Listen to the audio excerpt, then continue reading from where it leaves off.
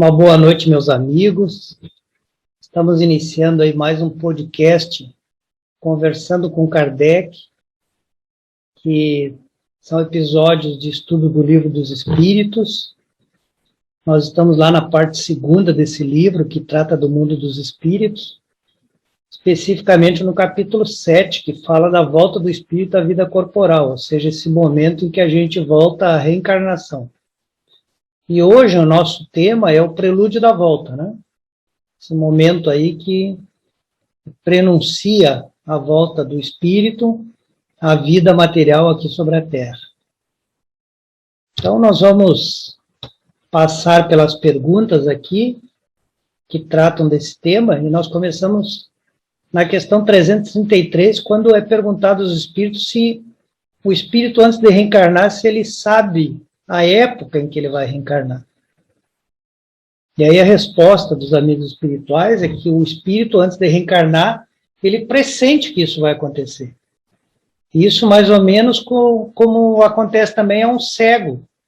Embora o cego não saiba exatamente onde está o fogo, mas quando ele se aproxima, ele sente o calor e sabe que está se aproximando do fogo. Então, o espírito, ele sabe que uma hora ele vai ter que retornar à reencarnação, né? Como a gente aqui, quando está encarnado, sabe que um momento vai chegar a nossa desencarnação. Só que a gente ignora exatamente o momento, assim como hoje a gente não sabe exatamente em que dia se dará a nossa desencarnação, quando nós estamos na erraticidade, nós também não temos preciso quando é que se dará a nossa reencarnação. Então, derivou dessa pergunta uma segunda que diz: a reencarnação é uma necessidade, então, da vida espírita, né? Como aqui a desencarnação é uma necessidade da vida corporal. Então, a pergunta é: os espíritos que vivem na reticidade, eles têm essa necessidade de reencarnar? Então, a resposta certamente assim é, né? Só que, claro, a gente sabe que aqui ele está falando de espíritos como nós, né? A gente sabe que a evolução do espírito, ela chega a um momento que, quando ele realmente se torna um espírito puro, ele não precisa mais reencarnar. Ele pode reencarnar por uma missão, mas ele não precisa mais. Não seria mais uma necessidade dele. Mas como aqui a gente está falando de espíritos semelhantes a nós, então é sim uma necessidade. Nós temos necessidade de continuar o nosso caminho evolutivo. E na outra questão, a pergunta é se todos os espíritos que estão aguardando a reencarnação se preocupam com isso. Valia uma analogia aqui, né? Será que todos nós que estamos aqui encarnados, em algum momento a gente se preocupa com a desencarnação? Então, a resposta é muito parecida com a que responderia também essa pergunta a respeito da morte, né? Então, todos os espíritos se preocupam que vão nascer de novo? E eles respondem: depende deles estarem mais ou menos adiantados, né? Então, tem muitos espíritos que nem pensam nisso. E tem muitos que nem sequer compreendem, assim como muitos encarnados não pensam na morte, nem sequer compreendem a morte. Para alguns, essa incerteza em relação ao futuro é até uma punição, né?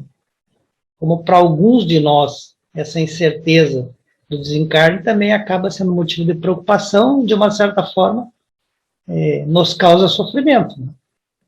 Então, nós vemos que os dois casos são muito semelhantes, né? Essa preocupação pode causar para alguns preocupação, outros mais adiantados entenderão e verão isso dentro da dimensão adequada, e outros nem pensam nisso, né? Nem ficam preocupados com isso. Na seguinte questão, a pergunta é se um espírito pode reencarnar antes daquela hora que a princípio estava definida, ou depois daquela hora que estava definida. Ou seja, se ele pode apressar ou retardar esse momento de reencarnar. E aí, a resposta que os espíritos nos dão é que um espírito pode sim apressar sua reencarnação se ele tiver um desejo ardente. Se ele quiser muito isso, né? A gente sabe que o Clarencio, lá na obra do André Luiz, ele diz que todo desejo é um manancial de poder. Então, tudo que a gente deseja, a gente atrai, né? Então, quando a gente deseja ardentemente, a gente pode atrair essa encarnação para ela acontecer mais cedo. A gente pode também adiar esse momento da reencarnação. E, nesse caso, pode até ser por recusar essa prova que nós vamos ter que enfrentar quando reencarnarmos, né? Nesse caso, se nós estamos adiando a nossa encarnação por receio de enfrentar a prova, nós seríamos classificados como espíritos covardes e indiferentes, né? E, portanto, se assim procedêssemos, né, nós teríamos que arcar com as consequências, né? Então, é como comparam eles aqui, é como se alguém precisasse tomar remédio e não toma. Você está procedendo de uma forma que não é boa para você mesmo, né? Então, a situação é a mesma. Quando soa o momento de nós reencarnarmos, é melhor a gente se encher de coragem e enfrentar aquilo que nós mesmo criamos para nós, né, no futuro. Procurarmos planejar de uma maneira que a encarnação não se torne um fardo que nós não possamos vencer. Os nossos amigos espirituais sempre vão nos ajudar nesse sentido, de só nos permitir a provação a qual nós podemos sair vitoriosos e vir se enchendo de coragem, acreditando no amparo divino, no amparo de Deus, para que a gente possa realmente ter sucesso. A questão seguinte também faz referência a você retardar a reencarnação, quando é perguntado que se um espírito mediano, né, um espírito nem muito imperfeito, mas que também não alcançou a perfeição, tá numa condição mediana, se ele estivesse feliz na condição que ele está, né? Se ele estivesse feliz lá na erraticidade, desencarnado, né? E daí ele não tivesse ambição nenhuma de continuar sua evolução. Ele poderia adiar a reencarnação indefinidamente, né? Poderia continuar sendo na erraticidade? E aí a resposta é indefinidamente não, né? Em algum momento ele vai ter que reencarnar, porque cedo ou tarde o espírito, esse mediano, o espírito perfeito, o espírito que ainda precisa reencarnar, vai acabar sentindo a necessidade de progredir. Para progredir ele precisa reencarnar, né? Então, todos nós temos que, num momento ou outro, tomar essa decisão da reencarnação para que a gente possa continuar procurando a nossa elevação, que é o destino de todos nós, é nós tornarmos perfeitos. A questão 334 começa a abordar a questão de que espírito e corpo já estão predestinados, tá? Ou, nessa pergunta, é questionado se isso seria uma escolha de última hora, né? O espírito escolheu o corpo que ele vai reencarnar. Então, a resposta dos espíritos é que o espírito sempre é designado para um corpo de antemão. Como a gente sabe que o espírito já é ligado ao corpo na concepção, essa resposta nos faz acreditar, né, ter convicção de que mesmo antes da concepção o espírito já está designado, que é aquele espírito que vai reencarnar filho daquele pai, daquela mãe, que em algum momento ali na frente vão conceber esse filho. Então essa escolha é feita antes, né? E aqui eles dão mais ou menos a sequência que vai acontecer, né? Então, primeiro o espírito escolhe a aprovação que ele quer se submeter na próxima encarnação, todos nós vemos com alguma aprovação para vencer. Depois a gente pede para reencarnar, né? E aí é que se vai em busca desse corpo aí, ou dessa oportunidade de reencarnação, para ser mais claro, né? Muitas vezes a gente sabe que é combinado entre o pai, a mãe e os filhos, essa reencarnação. E daí, quando houver, então, a concepção daquele corpo, o espírito já está escolhido para habitar exatamente aquele corpo. Para a gente entender uma coisa bem planejada, né? Não é uma coisa da noite para o dia, não é uma coisa feita sem planejamento. Uma encarnação é um momento muito importante, então ela precisa ter um planejamento significativo. Na questão 335, é perguntado se o espírito pode escolher o corpo que ele vai reencarnar. Então, ele pode escolher o corpo ou ele só pode escolher o gênero de vida que ele vai ter, ou seja, a provação que ele vai enfrentar. E daí os espíritos nos dizem que ele pode sim escolher o corpo, né? Aqui nós estamos falando de corpo, tanto no sentido de o corpo que será filho deste ou daquele, né? Como também ele pode escolher as imperfeições que esse corpo poderá vir a ter quando ele nasce ou a ter no futuro, né? Porque essas escolhas dessas imperfeições vão certamente determinar as provas que lá na frente a gente entendeu que é o primeiro passo, né? Que é o espírito se comprometer com algum tipo de prova para reencarnar. E aí, então, é esse corpo e as suas imperfeições que vão oferecer o obstáculo, né? Que vai ser as nossas provações, que vão nos auxiliar no progresso, né? Mas ressalvam os espíritos que a escolha, porém, nem sempre depende dele, né? Por quê? Porque depende também do que a gente viveu antes, depende também da lei da providência divina, que às vezes vai nos exigir que a gente tenha este ou aquele aproveitamento, ou às vezes não vai nos permitir uma escolha que a gente desejaria fazer, na maioria das vezes, porque a gente já abusou de alguma coisa que a gente não vai ter direito a escolher dessa vez, né? Então, sim, o espírito pode pedir, né, o corpo que ele deseja, mas às vezes há restrições por conta da lei de causa e efeito, porque aquele espírito não goza do merecimento do pedido que ele está fazendo, né? E todos nós sabemos que nós temos que ter mérito, né, para nós alcançarmos os nossos desejos. Daquela pergunta se desdobrou uma outra, que faz referência se o espírito poderia recusar na última hora tomar aquele corpo que já estava escolhido, né? Então ele fez a escolha da prova, ele fez a escolha da família, ele escolheu então que ele vai nascer lá com determinado corpo, com tais e tais imperfeições, se na última hora ele pode recusar. E os espíritos dizem, poder pode, né? Mas se ele recusar, ele vai sofrer mais, né? Sofrer mais, inclusive, do que aquele espírito que reencarnou sem ter compromisso com nenhuma prova.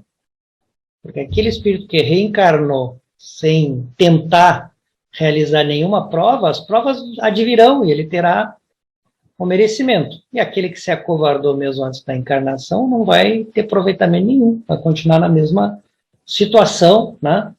E ainda com esse comprometimento de ter perdido uma grande oportunidade que ele, então, pelo que a gente entendeu, ele mesmo sentiu que era necessário e procurou, né? Houve esforços para que ele reencarnasse. Então, se ele recusa na última hora, ele vai ter as consequências desse ato, que serão exatamente de não aproveitar aquela encarnação e também não ficar com uma preferência para uma próxima oportunidade, porque se ele está escolhendo, né, já recusou diante de todo um planejamento, certamente ele será mais difícil uma nova oportunidade.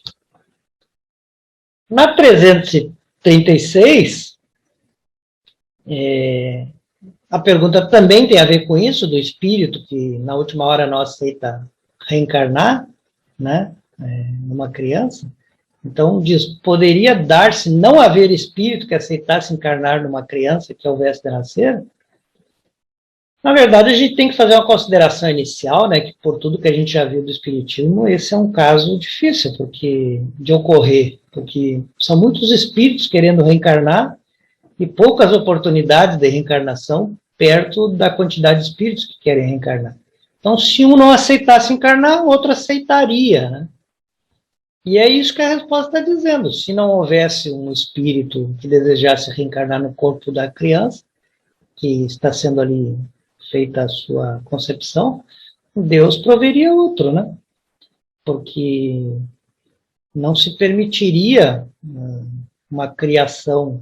É claro que aqui nós estamos falando tirar da exceção que a gente já tinha visto no episódio anterior, né? Que é quando foi sugerido que um corpo poderia ter a gestação sem o espírito, né? E que seria uma prova para os pais, mas retirado então essa possibilidade, não se criaria um corpo de uma criança se não tivesse um desígnio. O desígnio é servir de instrumento a um espírito. Se não esse, outro, então, será providenciado para que aproveite aquela oportunidade. Então, como nós já tínhamos visto, como está aqui afirmado novamente, sempre há uma alma predestinada a ocupar aquele corpo que vai ser concebido, que aqui nós estamos falando antes da concepção, essa predestinação. Na questão seguinte, a pergunta é se uma união do espírito a determinado corpo pode ser imposta, né? Aqui está imposta por Deus, nós sabemos que é pelas leis de Deus, né? Deus não muda suas leis caso a caso, então poderia a lei de Deus obrigar a união de um espírito a determinado corpo? E a gente sabe que sim. Às vezes o espírito abusa de tantas oportunidades que vão lhe sendo retiradas determinadas possibilidades de escolha, né? E as escolhas que sobram, né? Que às vezes, por exemplo, pode representar um corpo que tenha algumas imperfeições, o espírito não quer acolher, ele não quer que a encarnação seja assim. E às vezes não é nem isso, às vezes o espírito está tão empenhado na sua vida na erraticidade, muitas vezes em fazer o mal na vida da erraticidade, que ela não quer reencarnar. E aí a encarnação se torna uma imposição, porque Deus não vai permitir que a gente fique eternamente fazendo coisas que não são boas para nós. Então a intervenção divina é no sentido de garantir que esse espírito reencarne para não continuar na erraticidade se prejudicando mais ainda. Sempre vai ser nesse sentido. No sentido de garantir o que é melhor para nós. Aliás, a gente tem que ter consciência, quando a gente estuda, a gente tem que ter consciência que esse é verdadeiramente vamos dizer assim, a maneira pela qual a providência divina sempre se manifesta. Ela sempre se manifesta a nosso favor, embora às vezes a gente ache que é difícil viver isso ou aquilo, mas é sempre a nosso favor. Então, sim, a providência divina pode impor que o espírito reencarne em determinado corpo. Então, a resposta dos espíritos é sim, pode que a providência divina determine a determinado espírito reencarnar em determinado corpo. Do mesmo modo que as diferentes provas, né, quando um espírito ainda não está em condição de escolher a prova que é melhor para ele, também é imposta, né? Então, por expiação, né, por consequência dos seus atos, o espírito pode ser constrangido a se unir a um corpo de uma criança, né? E aí provavelmente, então, pode até contemplar que esse corpo tem algumas imperfeições e obrigando a ele a ocupar no mundo uma posição que lhe seja favorável, né? Que muitas vezes pode ser um corpo que seja para ele um instrumento de castigo ou de expiação, de aprendizagem, que é uma palavra que já nos cabe melhor. Na questão 338, a pergunta é: se vários espíritos se apresentassem para reencarnar numa determinada oportunidade de concepção de uma criança, que é o que decidiria sobre o qual pertenceria o corpo? E a gente sabe que, na verdade, essa é uma condição que deve ocorrer, né? Bastante, inclusive. Vários espíritos desejando reencarnar. Então, eles dizem, muitos podem pedi-lo, né? Mas, em tal caso, é a providência divina que está colocando Deus de novo, mas é a lei de Deus. Quando a gente lê Deus, é a lei de Deus. É a lei de Deus quem julga qual o mais capaz de desempenhar a missão. Então, por exemplo, se há uma afinidade maior entre o espírito com aquela família, se há uma necessidade maior daquele determinado espírito nasce naquela família, se a condição que vai ser vivenciada junto àquela família é uma condição de miséria, de riqueza, né? Se a condição vai ser, por exemplo, ocupar uma posição em tal país ou nesse país, isso vai ser examinado qual que o espírito que vai melhor aproveitar essa oportunidade, né? E essa escolha vai ser feita antes, isso já foi dito. Muito antes dos pais pensarem em ter um filho, já vai ser designado quais serão os filhos dele para ocupar aquela situação. A gente não pode pensar que não tem um planejamento prévio significativo, né? Porque tem, tudo vem nos mostrando que tem. Na questão 339, é perguntado se quando nós encarnamos o espírito sofre perturbação. E ainda pergunta mais, se é semelhante à perturbação que a gente tem quando desencarna. E aqui os espíritos vão nos dizer que a perturbação para encarnar é muito maior e mais longa. Nós podemos considerar, inclusive, que essa perturbação se estende pela infância, quando o espírito não tem, na palavra dos amigos espirituais, aí, a sua encarnação totalmente completada, né? Ela só vai se completar lá quando começa a adolescência. Então, por isso que estão dizendo que é mais longa essa perturbação. E aí, nesse caso, essa perturbação ela será especialmente caracterizada por a gente não ter lembranças nem inconscientes daquilo que está registrado no nosso inconsciente. Então, assim, essa distância entre a criança e o seu inconsciente de vidas passadas é, de uma certa forma, perturbação. Só vai voltar à normalidade quando ela, então, sair do estado de criança, que é o melhor período de aprendizagem para ela, começar a se preparar para a idade adulta. Aí realmente é que a encarnação se completa. Então, completa os espíritos. Quando nós saímos, quando nós desencarnamos, nós estamos saindo da escravidão. A perturbação é menor, mas pelo nascimento nós estamos entrando na escravidão do corpo. Então, por isso a necessidade, e por isso que essa perturbação é muito maior. 340 pergunta se o espírito entende o quanto é importante esse instante da sua encarnação, né? Se ele vê esse momento como uma coisa séria e importante, né? E eles dizem que a posição do espírito em relação a esse instante da sua encarnação, ou seja, na concepção, é como o viajante que embarca para uma travessia perigosa, né? E essa sensação ela vai se estender durante até o momento do seu nascimento, né? A gente, se estivesse embarcando numa viagem de uma travessia perigosa, né? A gente não saberia se aquele perigo iria nos abater ou não, ou seja, se aquele perigo da travessia poderia resultar na nossa morte, né? A mesma situação ocorre na encarnação. O espírito embarca nessa viagem sem saber se ele vai sair do outro lado com o aproveitamento que foi planejado, ou seja, se ele vai conseguir ter sucesso naquilo que está preparado para a sua encarnação. Então, aí a explicação que Kardec vai nos trazer é exatamente no sentido de nos fazer perceber por que foi feita a comparação com o viajante, né? Então, ele diz, o espírito é similar a esse viajante, né, que embarca, por exemplo, num mar revoltoso, com receio de que o barco vai naufragar. Então, o espírito é a mesma coisa. Ele sabe, ele escolheu, ele planejou o gênero de provas que ele vai ter, mas ele não sabe se ele vai sucumbir ou se ele vai ter sucesso. E é isso que vai tomar ele nesse momento, essa, vamos dizer assim, preocupação, né? Então, o espírito sabe que a morte do corpo é como se ele estivesse renascendo para a vida espiritual. Assim como ele sabe que essa reencarnação que ele está vivendo é um exílio, né? Ele vai ficar preso ao corpo físico ali durante muitos anos e tem um objetivo, ele ficar preso ao corpo, que é a sua evolução, e ele fica apreensivo ali se ele vai ter sucesso ou não até a sua jornada começar. Então, o espírito deixa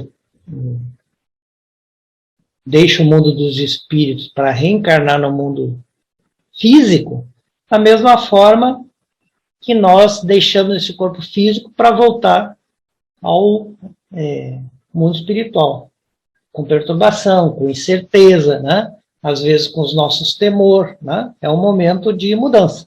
Toda mudança a gente sabe que não é fácil, né? Ela sempre gera apreensão. Então, Kardec diz, o espírito sabe que vai reencarnar, já está tudo ali sendo preparado, né? O homem também, a gente sabe que um dia vai morrer, né? Mas, como assim o homem faz em relação à morte, né? No instante supremo, quando chegou o momento que ele vai reencarnar, é que aí ele toma essa consciência de que aquele momento chegou. Então, semelhante ao homem, quando está em agonia, em sofrimento, nos últimos momentos de vida, se perturba, ele também se perturbará. E essa perturbação vai se prolongar até que a nova existência se ache claramente formada, que é o que eu falei, a existência ela vai realmente se consolidar, a reencarnação, passado o período aí de infância, né? Que é um período que a gente ainda considera que a encarnação está sendo procedida. Então, a aproximação com o momento de reencarnar nos causa alguma dose de agonia. E a questão 341 é perguntado: na incerteza em que se vê quanto às eventualidades de triunfar ou fracassar nas provas que o espírito vai suportar durante a vida, se isso lhe causa ansiedade antes da encarnação. Então, os espíritos nos dizem, sim, quando a gente está nesse momento de reencarne, que a gente não tem certeza se vai conseguir o triunfo nas provas, a gente fica ansioso, né? Porque a gente sabe da importância de vencer essas provas, né? Para que a gente consiga retornar à pátria espiritual numa condição melhor. E na 342, então a pergunta é, no momento de reencarnar, nós nos achamos acompanhados de outros espíritos que são nossos amigos? Porque a gente sabe que quando a gente desencarna, muitas vezes os nossos amigos estão à nossa volta, né? Quando a gente chega à pátria espiritual, a gente sabe que também do lado de lá estão nos esperando. Quando a gente vai reencarnar, a gente sabe também que todo nascimento de uma criança tem lá os amigos da família e tudo mais para ver ele voltar ao momento para aquela criança nascer. A pergunta é, lá no plano espiritual, quando essa criança está nascendo, ele também está acompanhado dos amigos? E aí os espíritos nos dizem que depende, né? Depende se o espírito está numa esfera mais adiantada ou numa esfera menos adiantada, né? Se ele está numa esfera em que já há afeição entre os espíritos, né? Esses espíritos, que são os seus afetos, que os amam, vão estar com eles até o último momento e vão continuar com ele. Vão continuar com ele durante toda a vida, acompanhando cada passo que ele for dar, porque a gente sabe que a gente não se desliga das pessoas que a gente ama, né? A gente podendo estar junto e estar ajudando. Então, sim, a gente fará tudo isso, todo esse caminhar aí da vida espiritual para a vida material, em companhia dos nossos amigos, que a gente normalmente vai chamar de nossos protetores, né? Amigos espirituais, né? Que tantas vezes, quando a gente precisa, a gente chama por eles. E aí, então, decorrente dessa pergunta, a pergunta que vem se esses espíritos, então, que vão nos acompanhar durante toda a vida, que eu disse que a gente muitas vezes clama por eles como amigos espirituais, se são os mesmos que às vezes a gente vê em sonho, né? E no sonho, quando a gente está sonhando, a gente vê que eles dizem que nos querem bem, que têm afeto por nós, embora a gente não reconheça o semblante no sonho.